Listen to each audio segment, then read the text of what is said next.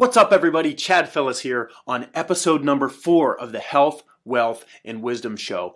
And I'm so excited to teach you about the pain and pleasure principle, which is guiding your life, whether you know it or not. And it's a perfect spin-off from our last episode with Derek that we had about discipline. And the pain and pleasure principle is how you get discipline. And the pain and pleasure principle is everything when it comes to you doing the things that you know you should do or not doing the things that you know you shouldn't do.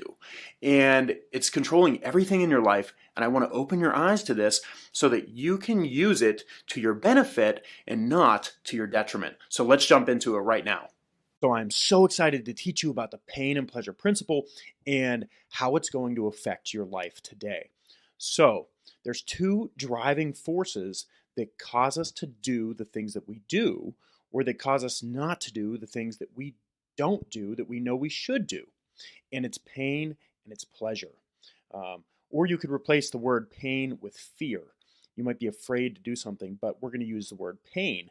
And you may have heard of this principle before if you know about Tony Robbins and his teachings. He's not the only one who teaches it, but he has some of the best content on it. So I wanted to relay this to you because it made a huge impact on my life. And I started implementing this, and it's allowing me to be so productive. And I'm able to avoid the things I know I should avoid, which is so crucial if you're going to accomplish what you want to in this world, in your lifetime. So these two driving forces of pain and pleasure, here's what I want you to know. The pain of losing something is twice as great as the pleasure felt from gaining it.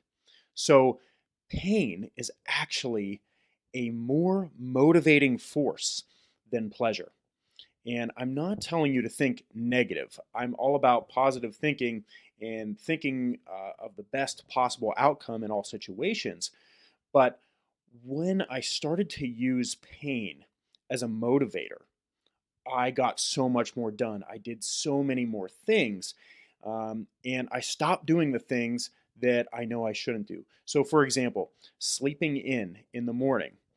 If you associate more pleasure to sleeping in than pain, then you're going to do it every single day, even if you know you shouldn't do it.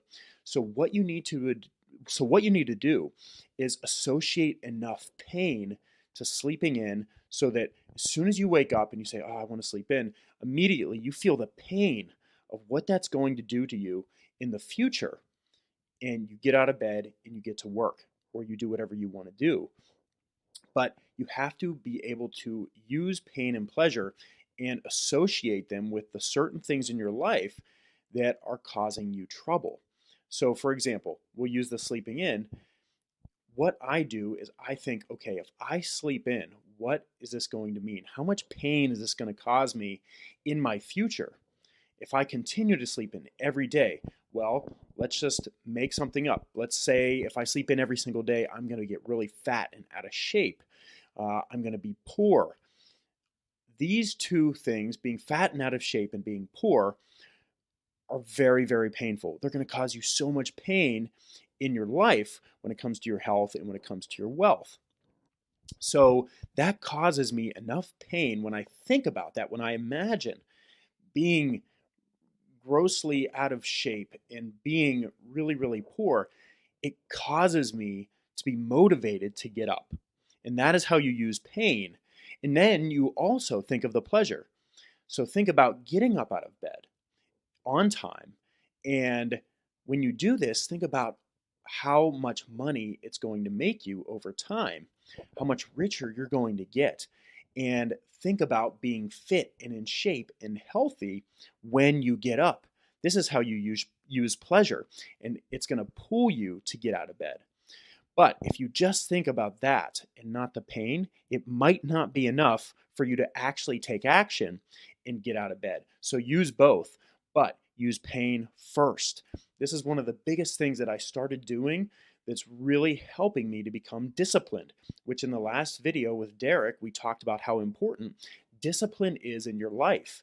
So use the pain and pleasure principle to become disciplined, to become the best version of yourself, And if you have any more questions, put them down in the comments and I can answer them. And I can also make another video on this. I wanted to keep this one short and to the point, but I want this to be something that you implement into your life today. Use pain. Pain is okay. It's okay to think about how painful something's going to be because it's going to motivate you to do what you need to do. And this need to avoid pain is something biological in our brains. It's wired in us. So that is why it's the most motivating power that you can possibly have, the need to avoid pain. And then when you add the pleasure to it, nothing can stop you. Before you go, I have one more thing for you to do. I want you to hit the like and subscribe button below this video. Also, share this video with your friends, those who need it. Maybe someone in your family needs to know this information to improve their life. You need to share it, and I am on all the different channels. I'm on LinkedIn now. We are on YouTube. We are on Facebook. We are on Instagram. IGTV is where we post these videos. So whatever channel you like to watch content on, I'm on it, and I'd really appreciate it if you went and liked on those channels that you like to watch content on.